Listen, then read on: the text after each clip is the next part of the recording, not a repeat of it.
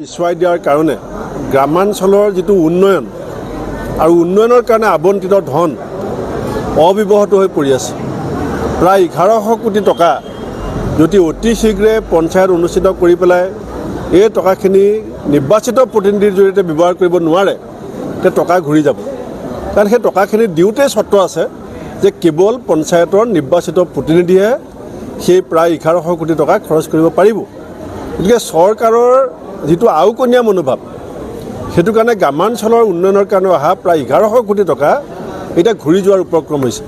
আমি এইটো কেতিয়াও কোৱা নাই যে পৰীক্ষা বন্ধ কৰি ইলেকশ্যন পাতক, কিন্তু যদি পৰীক্ষা শেষ হোৱাৰ লগে লগে চৰকাৰে পঞ্চায়ত ইলেকশ্যন ঘোষণা নকৰে অসম প্ৰদেশ কংগ্ৰেছ কমিটি ন্যায়ালয়ৰ দ্বাৰস্থ হ'ব। কাৰণ ৰাইজৰ গ্ৰাম্য বিকাশৰ স্বাৰ্থত এই পঞ্চায়ত নিৰ্বাচন পাতিবৰ কাৰণে ন্যায়ালয়ৰ দৰ্জাত টুকুৰিয়াই হ'লেও আমি চৰকাৰক পঞ্চায়ত পাতিবলৈ বাধ্য কৰিম। পিছুৱাই দিয়াৰ কাৰণে গ্ৰামাঞ্চলৰ যিটো উন্নয়ন আৰু উন্নয়নৰ কাৰণে আবণ্টিত ধন অব্যৱহৃত হৈ পৰি আছে। প্ৰায় 1100 কোটি টকা যদি অতি শীঘ্ৰে পঞ্চায়ত অনুষ্ঠিত কৰি পেলাই এই টকাখিনি নিৰ্বাচিত প্ৰতিনিধিৰ জৰিয়তে ব্যৱহাৰ কৰিব নোৱাৰে তে টকা ঘূৰি যাব। কাৰণ সেই টকাখিনি দিওঁতে চৰ্ত আছে যে কেৱল পঞ্চায়তৰ নিৰ্বাচিত প্ৰতিনিধিয়ে সেই প্ৰায় 1100 কোটি টকা খৰচ কৰিব পাৰিব।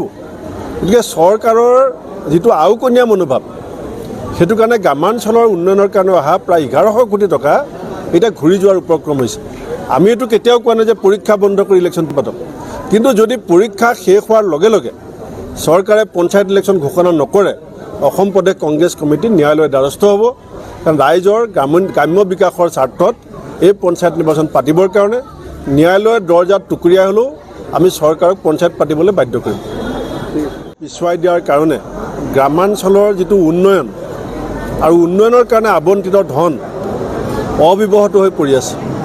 প্ৰায় 1100 কোটি টকা যদি অতি শীঘ্ৰে পঞ্চায়ত অনুষ্ঠিত কৰি পেলাই এই টকাখিনি নিৰ্বাচিত প্ৰতিনিধিৰ জৰিয়তে ব্যৱহাৰ কৰিব নোৱাৰে তে টকা ঘূৰি যাব।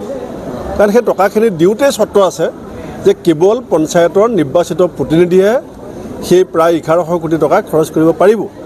গতিকে চৰকাৰৰ যিটো আওকণীয়া মনোভাৱ সেইটো কাৰণে গ্ৰামাঞ্চলৰ উন্নয়নৰ কাৰণে অহা প্ৰায় 1100 কোটি টকা এটা ঘূৰি যোৱাৰ উপক্ৰম হৈছে।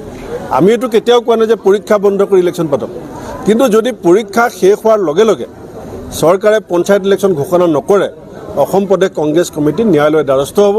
কাৰণ ৰাইজৰ গ্ৰাম্য বিকাশৰ স্বাৰ্থত এই পঞ্চায়ত নিৰ্বাচন পাতিবৰ কাৰণে ন্যায়ালয়ৰ দৰ্জাত টুকুৰিয়াই হ'লেও আমি চৰকাৰক পঞ্চায়ত পাতিবলৈ বাধ্য কৰিম।